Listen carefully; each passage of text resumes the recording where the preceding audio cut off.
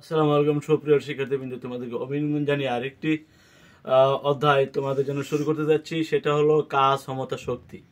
কাজ ক্ষমতা শক্তি এই অধ্যায়ের আজকে আমরা আমাদের আলোচনা করতেছি ঢাকা বোর্ড 2023 সালে এই প্রশ্নটা কাজ ক্ষমতা শক্তি চ্যাপ্টার থেকে এসেছে। এটা আমরা আলোচনা উদ্দীপকটা লিখেছি। সেই উদ্দীপকটা আংশিক কিছু পি কিউ 2.5 কিলোওয়াট এবং 2.4 kilo P motor Q motor এর হল 2.4 কিলোওয়াট।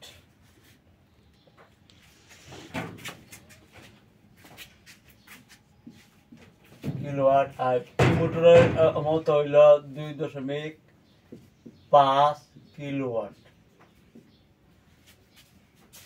পি মোটরের উঠানো পানির ভর হইল 2000 কেজি। পি মোটরের পানির ভর উঠানো পানির ভর 2000 কেজি। কিউ মোটরের পানির ভর হলো 2100 কেজি। ভূমি হতে ট্যাঙ্কের উচ্চতা পি মোটরের ট্যাঙ্কের উচ্চতা হইল 20 মিটার আর কিউ মোটরের ট্যাঙ্কের উচ্চতা হইল 15 মিটার। কার্যকর সময় পি মোটরের ক্ষেত্রে হইল 210 সেকেন্ড আর কিউ মোটরের ক্ষেত্রে হইল 180 সেকেন্ড। অভিকর্ষ ত্বরণ 9.8 metre per second square, 9.8 metre per second square. এই হলো আমাদের তথ্য। দুইটি তড়িৎ মোটরের ট্যাঙ্ক এবং তার পানি এবং ট্যাঙ্কের উচ্চতা এবং অভিকর্ষ ত্বরণ আর এই যে পানি উঠাতে যে সময়, পি মোটরের ক্ষেত্রে সময় লাগে 210 সেকেন্ড, কিউ মোটরের ক্ষেত্রে সময় লাগে 180 সেকেন্ড। পি মোটরের ট্যাঙ্কের উচ্চতা হইল 20 মিটার, কিউ মোটরের ট্যাঙ্কের উচ্চতা হইল 15 মিটার।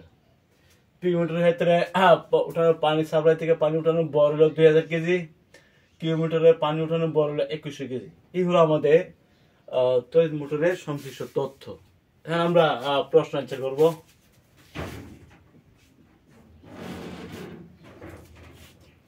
গ, উদ্দীপকের পি দ্বারা উঠানো পানির বিভব শক্তি নির্ণয় করো।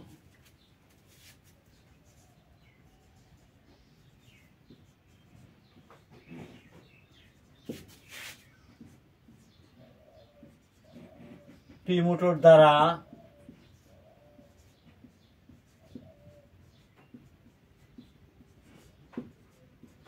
উঠানো পানির বিভব শক্তি।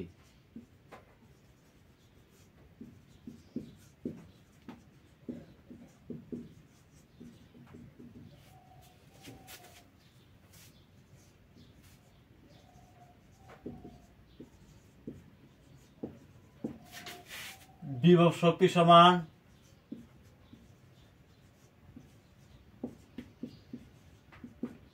mgh। এম হইল ভর, জি হইল অভিকর্ষ ত্বরণ,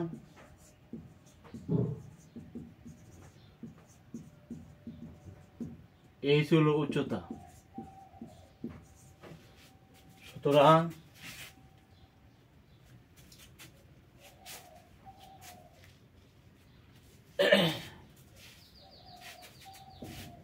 পি মোটরের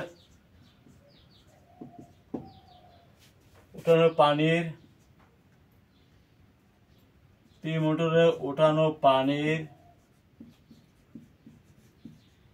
বিভব শক্তি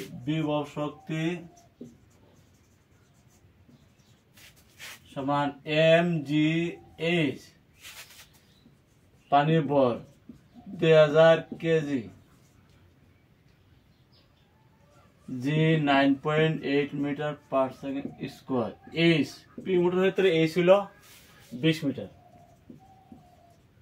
বিভব শক্তি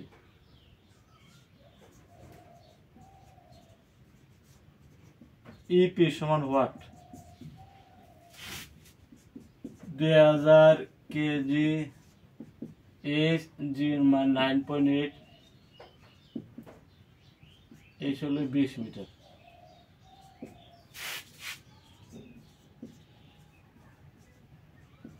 KG metre metre into metre, তাহলে বলতে পারি metre square per second square. এটা আমরা বলি জোল।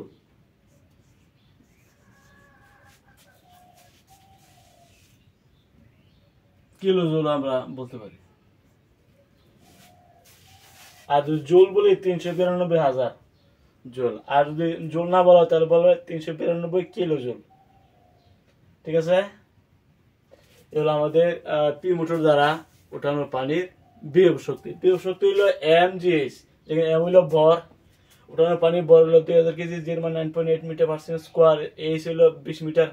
সব হিসাব করলে 3,92,000 কেজি আছে, মিটার ইন্টু মিটার আছে, metre square per second square. এটা আমরা বলি জুল। জুল বলি, এত জুল আমরা পাইছি। আর যদি কিলো জুল বলি 392 কিলো জুল। প্রথম মোটরের পানির উঠানো পানির বিভব শক্তি। ঠিক আছে,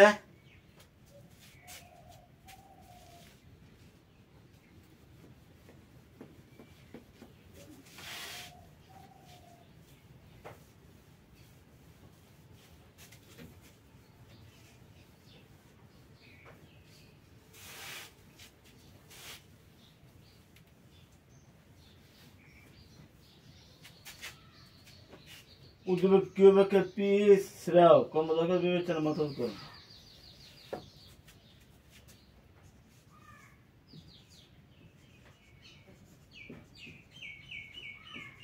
উদ্দীপকে কিউ অপেক্ষা, কিউ মোটর অপেক্ষা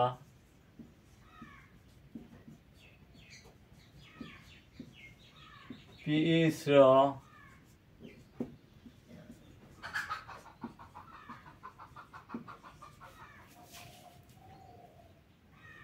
বিবেচনার মতামত ব্যক্ত করুন।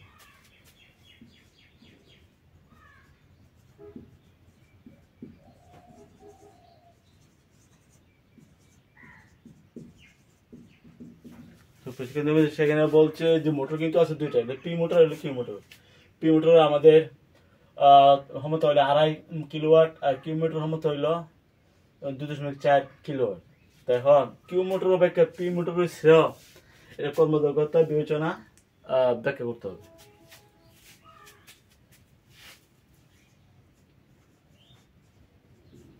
পি মোটরের ক্ষেত্রে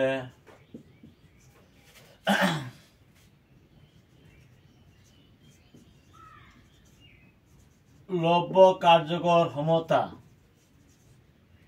কি পাইছি আমরা?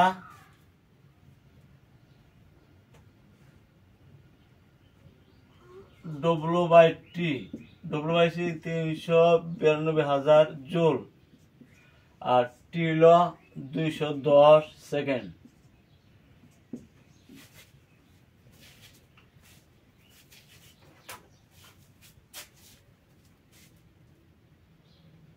$392,000 ভাগ 210, 1866.666 ওয়াট। কাজকে আমরা সময় দিয়ে ভাগ করলে আমরা কি পাই? ক্ষমতা পাই। যেহেতু পি মোটরের বিভব শক্তি আমরা পাইছিলাম কত? 3,92,000 জুল। সেই কাজটাকে বিভব শক্তিটাকে আমরা সময় দিয়া, তার সময় হলো 210 সেকেন্ড, সময় দিয়ে ভাগ করি, আমরা পাই ওয়াট, ক্ষমতা পাই। ক্ষমতা আমরা কিলোওয়াটে নিই, যেহেতু ক্ষমতা আছে কিলোওয়াটে, আমরা কিলোওয়াটে নিলাম 1.87 কিলোওয়াট। ঠিক আছে, সুতরাং পি মোটরের কর্মদক্ষতা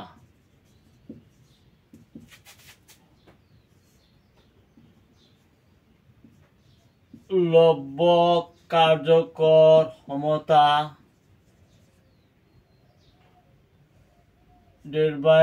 প্রদত্ত ক্ষমতা ইন্টু 100%, তাই না? প্রদত্ত ক্ষমতা হইল 2.5 কিলোওয়াট, আর লব্য কার্য ক্ষমতা হইল 1.87 ইন্টু 100%, ইন্টু 100% হলো পি মোটরের কর্মদক্ষতা। আমরা পি মোটর কর্মদক্ষতা হিসাব করব। 1.87 ইন্টু 100 ভাগ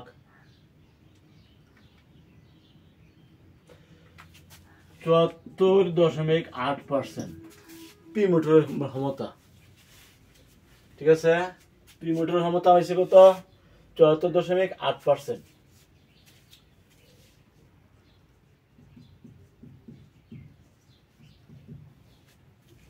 এখন আমরা হিসাব করব কিউ মোটরের ক্ষমতা। তো কর্মদক্ষতার মোটরের কর্মদক্ষতা কি? লব্য কার্যকর ক্ষমতা বাই প্রদত্ত ক্ষমতা ইন্টু 100%। লব্য কার্যকর ক্ষমতা বাই প্রদত্ত ক্ষমতা ইন্টু 100% হইল কর্মদক্ষতা। আবার যদি বলি কাজ দিয়া, লব্য কার্যকর শক্তি ডেল্টা প্রদত্ত শক্তি ইন্টু 100%। শক্তি দিয়ে বলতে পারা, ক্ষমতা দিয়ে বলতে পারা। আমরা এখানে হিসাব করতেছি ক্ষমতা দিয়ে আমরা কর্মদক্ষতা হিসাব করতে পারবো।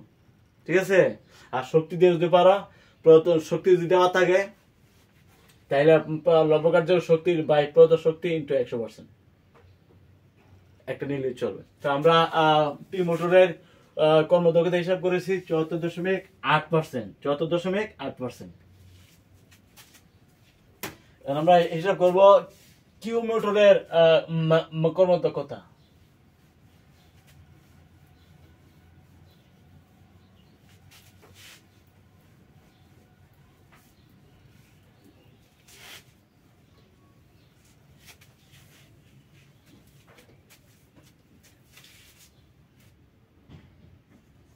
আবার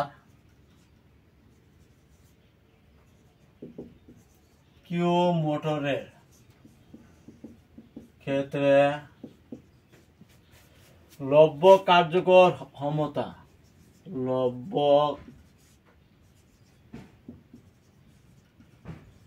ক্ষমতা কি? mgh/t।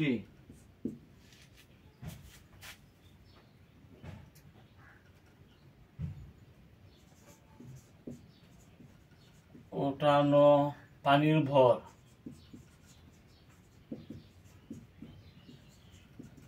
মূল্য 2100 কেজি, উচ্চতা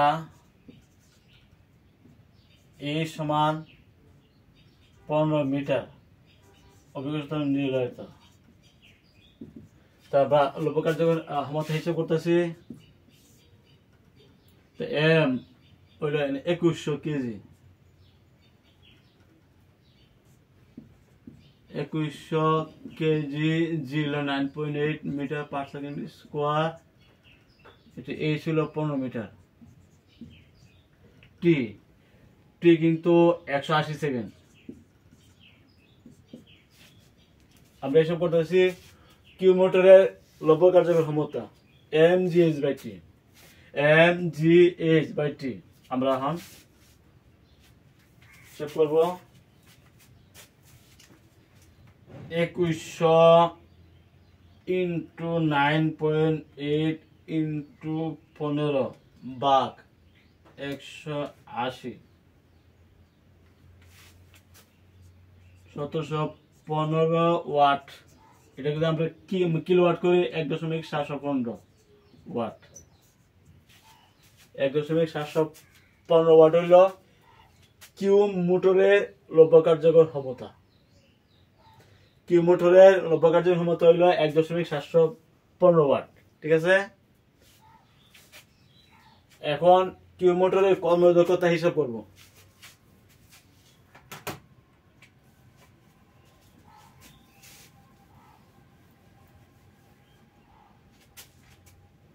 এখন কিউ মোটরের কর্মদক্ষতা সমান লব্য কার্যকর ক্ষমতা, লব্য কার্যকর ক্ষমতা প্রদত্ত ক্ষমতা ইন্টু 100%। প্রদত্ত ক্ষমতা হইল 2.4 কিলোওয়াট, আর লব্ধকার্য ক্ষমতা হইল 1.715 কিলোওয়াট। 1.715, এটা ছিল এত ওয়াট ছিল, এই 1000 দিয়ে ভাগ দিলে 1.715 কিলোওয়াট। 1.715 ইন্টু আছে 100%। তো আমরা পাইলাম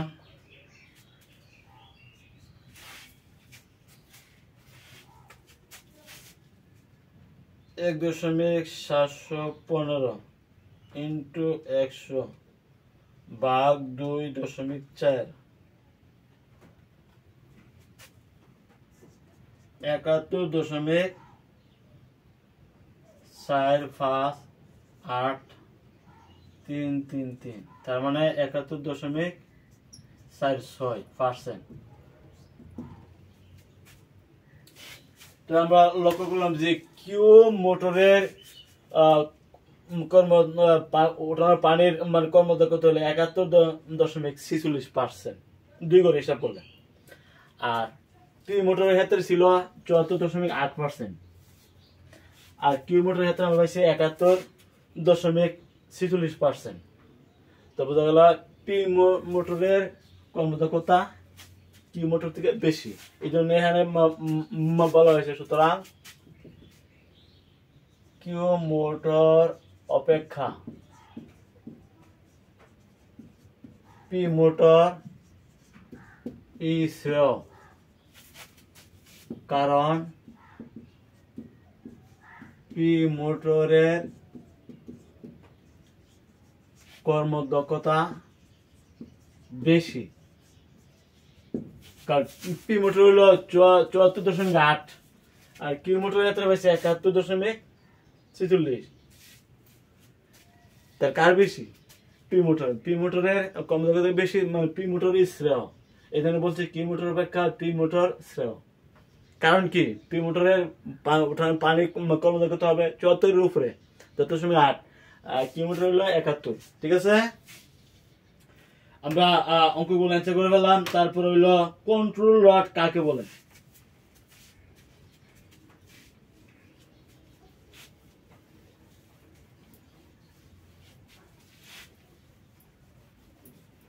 কন্ট্রোল রড কাকে বলে?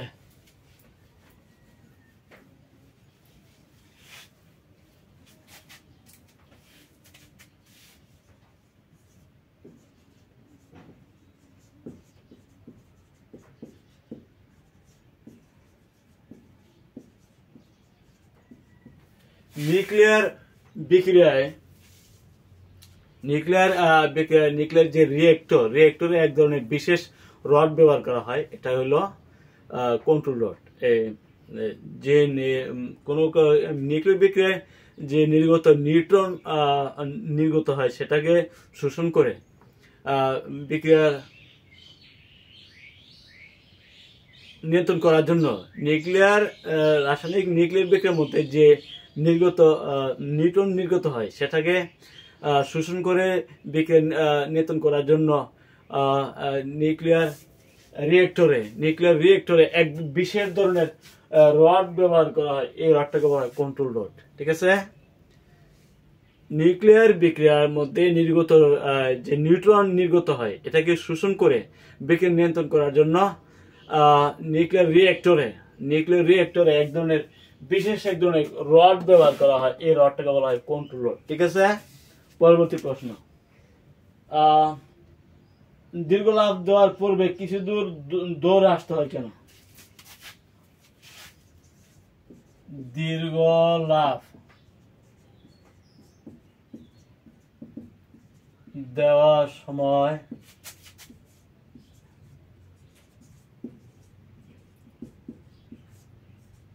দৌড়ে আসতে হয় কেন?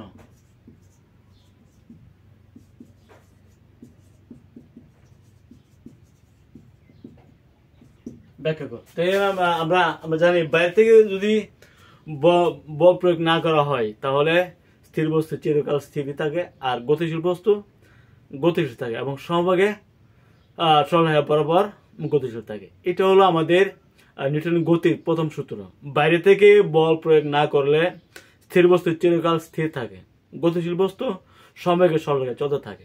এখন দৌড় যখন দেখা হয়, দীর্ঘ লাভ যখন দেওয়া হয়, দৌড় দিয়ে দেওয়া হয়, দৌড়ের ক্ষেত্রে আবার হঠাৎ করে স্থির হয়, লাভ দেওয়া শেষ হলে স্থির হওয়ার পরে আবার যদি দৌড় না দেয় তখন তার ওই যে গতি জড়তার এটা মানে যদি বহাল না রাখা হয় তাহলে হঠাৎ করে স্থির হয়ে গেলে ভারসাম্য ভারসাম্য নষ্ট হয়ে মানে শরীরে অসুবিধা হতে পারে, তাই না? অর্থাৎ গতি জড়তা এবং স্থিতি জড়তা ভারসাম্য রক্ষার জন্য এখানে কিন্তু দৌড় শেষ হলে কিন্তু স্থির হয়ে যায়। তো এবং আছে এখানে দৌড়ের যে গতি জড়তা, গতি জড়তা এবং স্থিতি জড়তা সমস্যা হতে পারে, ভারসাম্য নষ্ট হয়ে শারীরিক সমস্যা হতে পারে। এই জন্য এই অসুবিধা দূর করার জন্য জড়তাকে ঠিক রাখার জন্য কিছু দূর লাভ দেওয়ার পরে কিছু দূর দৌড়ে আসতে হয়, ঠিক আছে? এই হলো জড়তার ভারসাম্য রক্ষার জন্য, ঠিক আছে? আমরা যখন বাস থেকে নামে তখন একটু দৌড় দেই। কেন দৌড় দেই? বাসটা তো গতিশীল ছিল, আমিও গতিশীল ছিলাম। দৌড় না দিলে জড়তা, স্থিতি জড়তা এবং গতি জড়তা ভারসাম্য নষ্ট হয়ে শারীরিক অসুবিধা হতে পারে। এক্ষেত্রে আমরা করি ট্রেন থেকে যখন নামি তখন আমরা ট্রেন থেকে নামার সময় আমরা দৌড় দিই। কেন দৌড় দিই? এই যে গতি জড়তা এবং স্থিতি জড়তা যে ভারসাম্য যদি রক্ষা না হয় তাহলে আমাদের শারীরিক অসুবিধা হতে পারে, ঠিক আছে? আগামী ক্লাসে আমন্ত্রণ জানিয়ে এখানে শেষ করছি। সবাই ভালো থাকো, আলহামদুলিল্লাহ।